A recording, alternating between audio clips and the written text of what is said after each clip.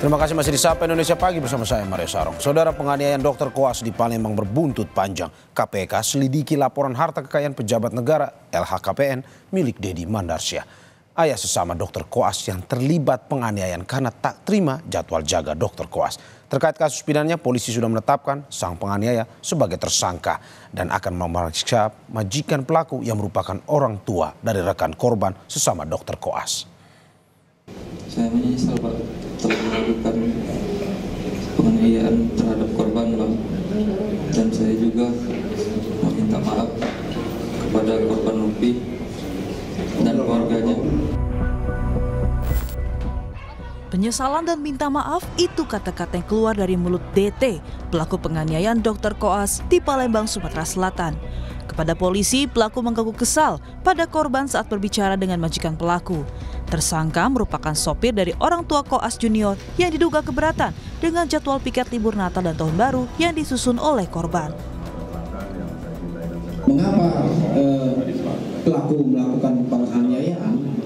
Ini motifnya adalah karena pelaku kesal melihat korban seperti tidak respon terhadap ibu teman korban yang bernama, saya inisial, Ibu SM. Ya, ini ibu dari teman korban yang bernama LD. Sehingga pelaku emosi dan langsung melakukan penganiayaan. Sebelumnya, KPK sedang melakukan analisis awal terhadap laporan kekayaan Kepala Badan Pelaksanaan Jalan Nasional Kalimantan Barat, Deddy Mandarsyah. Deddy diketahui merupakan orang tua dari mahasiswa bernama Lady yang namanya muncul ke publik lantaran penganiayaan terhadap mahasiswa dokter koas. Kami kutip dari laman detik.com, juru bicara KPK Tessa Mahardika mengatakan, saat ini sedang dilakukan analisis awal terlebih dahulu oleh Direktorat LHKPN KPK.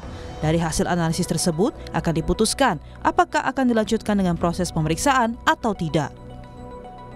Laporan harta kekayaan majikan pelaku yakni dengan nama Deddy Mandarsyah dapat dilihat di laman LHKPN KPK.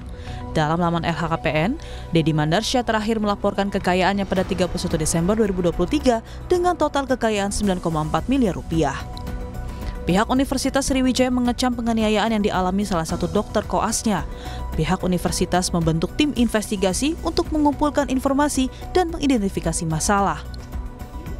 Sebagai bentuk komitmen kami dalam memastikan keamanan dan kenyamanan seluruh warga kampus, kami telah membentuk tim investigasi internal yang saat ini sedang bekerja untuk mengumpulkan data-data secara kronologi yang semestinya ada. Pelaku kini telah ditetapkan sebagai tersangka dan menjalani proses hukumnya di Unit 5 Subdit 3 Jatanras Ditreskrimum Polda Sumatera Selatan. Pelaku terancam hukuman 5 tahun penjara. Tim Liputan Kompas TV. Untuk mengetahui informasi terkini, kita tanyakan langsung ke jurnalis Kompas TV Dian Silitonga di Gedung KPK Jakarta. Dian, selamat pagi. Dari informasi yang Anda dapatkan, apakah KPK akan memeriksa lebih lanjut LHKPN dari majikan pelaku dokter koas di Sumsel ini?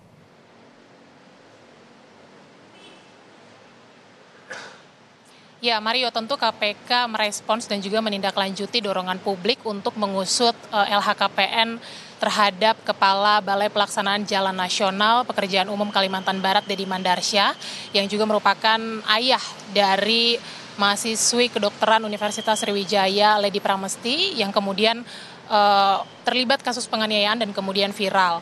Nah, Deputi Pencegahan dan juga Monitoring KPK, Pak Hala Nenggolan, bilang bahwa proses analisis LHKPN ini akan berlangsung kurang lebih selama 1 pekan. Nanti kalau ditemukan ada kejanggalan, maka yang bersangkutan atau Deddy Mandarsyah ini akan dipanggil untuk dimintai klarifikasi. Nah, kalau kita lihat data harta kekayaan yang dilaporkan oleh Deddy Mandarsyah per 31 Desember 2023 yang lalu, ini kita lihat bahwa tercatat Deddy memiliki harta kekayaan senilai 9,4 miliar rupiah, meliputi kepemilikan aset tanah dan bangunan di wilayah Jakarta Selatan yang nilainya mencapai 750 juta rupiah, kemudian kepemilikan kendaraan yang nilainya 450 juta rupiah, kemudian harta bergerak senilai 830 juta dan surat berharga senilai 670 juta, kemudian kas dan setara kas senilai 6,7 miliar rupiah dan juga nihil hutang. Tentu nanti dari proses analisis LHKPN ini akan diperiksa soal ketepatan dan juga kelengkapan dokumennya. Apakah sesuai harta kekayaannya dengan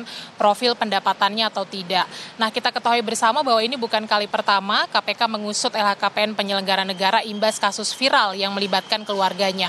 Kita ingat beberapa waktu yang lalu mantan pejabat Ditjen Pajak Kementerian Keuangan Rafael Alun ini juga diusut LHKPN-nya oleh KPK imbas kasus penganiayaan yang dilakukan anaknya Mario Dandi viral, dan kita ketahui bersama juga Rafael Alun ditetapkan sebagai tersangka oleh KPK terkait dengan kasus penerimaan gratifikasi dan juga tindak pidana pencucian uang.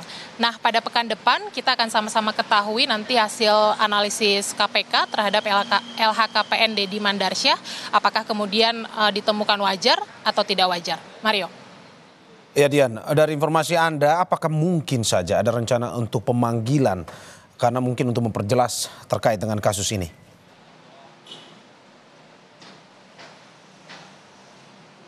Ya, rencana pemanggilan tentu saja ada, tetapi tentu proses analisis yang dilakukan oleh Deputi Pencegahan dan juga Monitoring atau teman-teman KPK di LHKPN ini harus selesai dulu, dan estimasi waktunya tadi 1 pekan.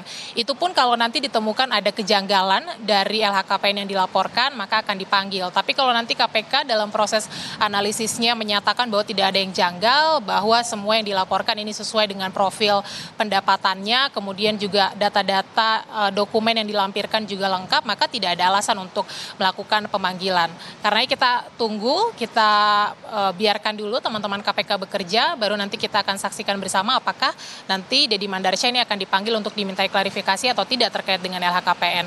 Tapi yang memang menarik dari kasus ini, Mario, kita tahu bahwa ada fenomena bahwa publik kadang mendorong supaya aparat penegak hukum ini kemudian mengusut LHKPN penyelenggara negara yang keluarganya viral melakukan kasus penganiayaan dan lain sebagainya. Ini menandakan bahwa sebenarnya publik jengah terhadap penyelenggara negara atau mungkin keluarganya juga yang menyelewengkan kewenangan begitu ya, sehingga tidak hanya tindak pidananya saja yang minta ditindaklanjuti, tetapi juga proses pertanggungjawaban harta kekayaan, juga pertanggungjawaban sosialnya ini kemudian dikawal oleh publik.